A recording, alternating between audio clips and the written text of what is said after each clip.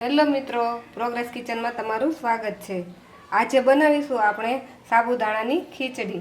તો ખીચડી બનાવવા માટે મેં અહીં 1 કપ સાબુદાણા લઈ લીધા છે। 2 કલાક અગાઉ આ રીતે સ્વચ્છ પાણીથી ધોઈ અને પલાળીને રાખેલા છે। તો 2 કલાક પલળતા એ સાબુદાણા ફૂલીને આવા સોફ્ટ થઈ જાય છે। તો હવે આ સાબુદાણાને આપણે એક કોટનના કપડામાં કોરા કરી લઈશું। એક કોટનના કપડા પર આ સાબુદાણાને આપણે સારી રીતે આમ ફેલાવી દઈશું અને એને બધાને છૂટા છૂટા કરી દઈશું। આ સાબુદાણાને આપણે અડધી કલાક માટે આ રીતે કોરા પડવા દઈશું।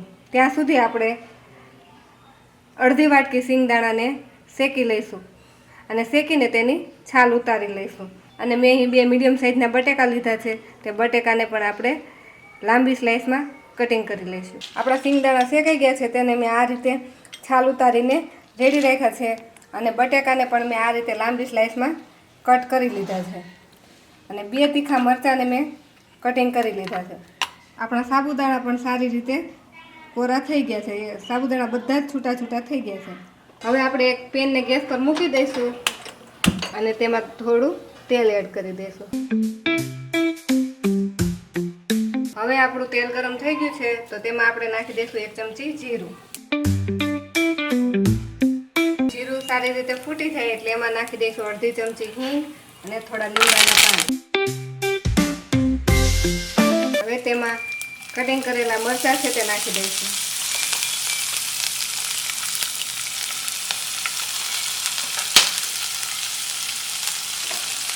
આને સારી રીતે હલાવી અડધી મિનિટ માટે ચડવા દઈશું।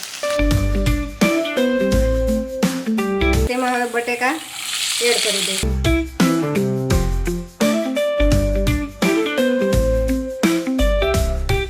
હવે આને આપણે સારી રીતે મિક્સ કરી દઈશું। આમાં તમે બટાકાની ક્વોન્ટિટી વધારે ઓછી કરી શકો છો। જો તમારે વધારે બટાકું પસંદ હોય તો આમાં તમે વધારે પણ નાખી શકો છો। હવે આપણે સ્વાદ પ્રમાણે મીઠું એડ કરી દઈશું અને આને મિક્સ કરી ઢાંકીને આપણા બટેકા સોફ્ટ થાય ત્યાં સુધી ચડવા દઈશું। આપણા બટેકા ચડે ત્યાં સુધી આપણે સિંગદાણાને ક્રશ કરી લઈશું। આ સિંગદાણાનો આપણે એકદમ પાવડર નથી બનાવવાનો।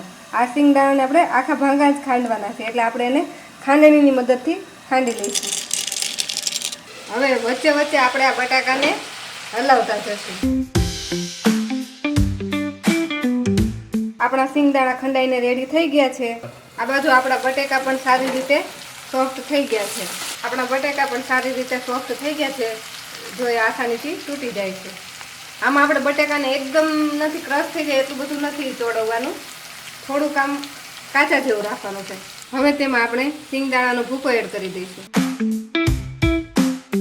હવે તેને હલાવીને સારી રીતે બટાકા સાથે મિક્સ કરી દઈશું અને 2 મિનિટ માટે આ રીતે હલાવતા જ તેને કૂક કરી લઈશું।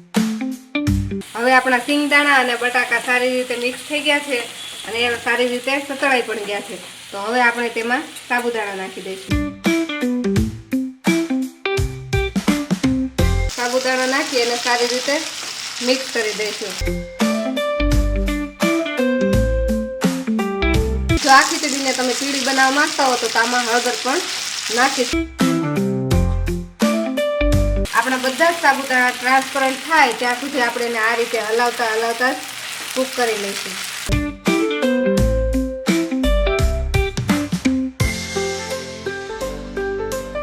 હવે આપણા સાબુદાણા બધા જ ટ્રાન્સપરન્ટ થઈ ગયા છે તો હવે આને હલાવી આમાં આપણે બીજા મસાલા એડ કરી દઈશું।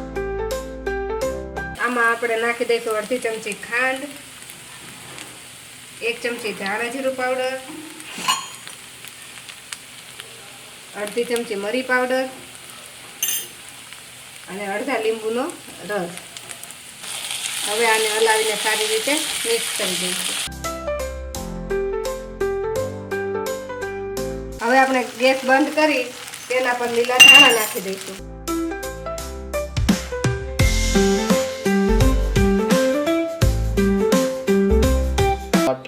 હવે આ ખીચડીને આપણે એક પ્લેટમાં સર્વ કરીશું।